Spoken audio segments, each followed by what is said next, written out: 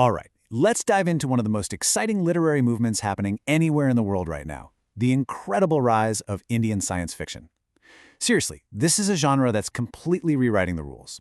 We're talking ancient myths blended with artificial intelligence to look at modern reality in a way that is just totally fresh. So let's kick things off with the one question that's really at the heart of what these authors are doing. What if the future isn't some cold, sterile, chrome-plated world that's totally cut off from history? What if, instead, the future is built directly from a reimagined 4,000-year-old past? I mean, that one idea right there, it's the engine powering this entire movement. Okay, first up, a future reimagined. We're going to explore just how this movement is using these ancient epic stories as a blueprint for some thrilling, futuristic new worlds. You know, for the longest time, science fiction in India was a pretty niche genre. Things like limited access to science education meant it was kind of a club with, well, very few members. But that was all about to change, and in a big way. So how did it go from this tiny niche to something that's now nationwide? Well, let's look at the digital spark that really lit this whole thing on fire. The absolute game changer was technology. The digital revolution, with its app-driven culture and all these new innovations, just completely changed the landscape.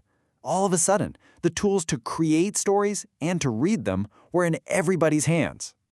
And the scale of that change was just staggering. I mean, look at this. In just 4 years, smartphone use in India more than doubled. It went from a quarter of the population to over half. This wasn't just a small bump. This boom blew the doors wide open, allowing a whole new, diverse generation of writers and readers to find each other. Now we get to the really cool part, the unique DNA of Indian sci-fi. It's called the Kalpavigyan Code, and it's all about treating mythology as actual science. So, Kalpavigyan, it completely reframes everything. It takes these ancient myths and epics, stories from the Vedas or the Mahabharata, and treats them not like fantasy, but almost like a kind of source code for science and knowledge. It's a way to explore these deep cosmic truths that maybe modern science has kind of overlooked. And let's be clear, this isn't just about putting the epic hero Rama in a spaceship. No. These authors are doing something way more complex. They're embedding the deep philosophical and moral questions from these ancient stories into futuristic worlds packed with advanced tech and very modern conflicts. Let's look at a couple of examples. In Indrapramit Das's work, you have mythological figures like Sita being reimagined with AI interfaces and nanotechnology, and they become these really powerful agents in their own stories. And then you have Mimi Mondal's stories, where folklore about spirits and jinns is used to explore very current, very real modern conflicts. It's this incredible, seamless blend of the ancient and the futuristic.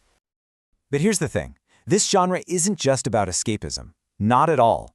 It's like fiction's unflinching mirror, reflecting the complex, overlapping challenges of today, what a lot of people are now calling the poly crisis. This sci-fi lens lets writers tackle some incredibly difficult, real-world issues head-on. We're talking everything from the caste system and climate change to government surveillance and the absolute chaos of social media. It gives them a way to really dig into questions of justice and equity, and, as author Sumit Basu puts it, to capture that feeling of living through daily apocalypses.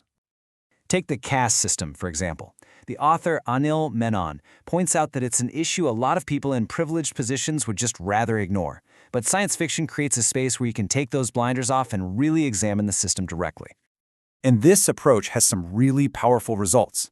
Instead of just repeating these old narratives of victimhood, Vohini Vara's Pulitzer finalist novel presents characters from the Dalit community as powerful innovators and drivers of the future. It completely subverts your expectations. This quote from Sumit Basu is so perceptive. He says that when Western readers called his book about modern Delhi dystopian, he was actually surprised. Because for him, the overpopulation, the extreme heat, the surveillance, that wasn't some far-off, scary future. That was just an honest picture of his daily reality. It really makes you think, right? What's a dystopia for one person is just Tuesday for another. Okay, so with such a powerful new voice emerging, how's it being received on the global stage? Let's take a look at how these authors are breaking the Western barrier and going global. For the longest time, let's be honest, science fiction was dominated by a Western, pretty masculine perspective. You had the big three, Asimov, Clarke, and Heinlein, and they really set the tone for generations with their stories of space travel and planetary threats. And because of that, Indian authors faced these huge hurdles. According to author Samit Basu, they were often expected to write a certain kind of literary fiction with a magic realist sensibility. He even said getting published in the West felt like filling a visa form, just full of constraints and stereotypes. But that barrier is finally breaking. A new wave of Indian sci-fi authors are now being published by major Western houses. We're talking Simon & Schuster, HarperCollins, Macmillan. The gates are finally opening. And this isn't just about adding a few more names to the bookshelf. This is a fundamental transformation of the genre itself. It's moving way beyond the old tropes of space travel and alien encounters and introducing a powerful new voice that is literally shaping the future of science fiction for the 21st century. I just love this quote from Anil Menon because it perfectly captures why India is such an incredible breeding ground for these stories. Its 4,500-year-old culture, its complexities, its contradictions. It's a reality that is already, as he says, spoiled rotten with stories just waiting to be reimagined. Which, of course, leaves us with one final thrilling question. With a past that's so rich and a present that is so complex, what incredible news stories are going to be born next from India's 4,000-year-old future? Thanks for joining me.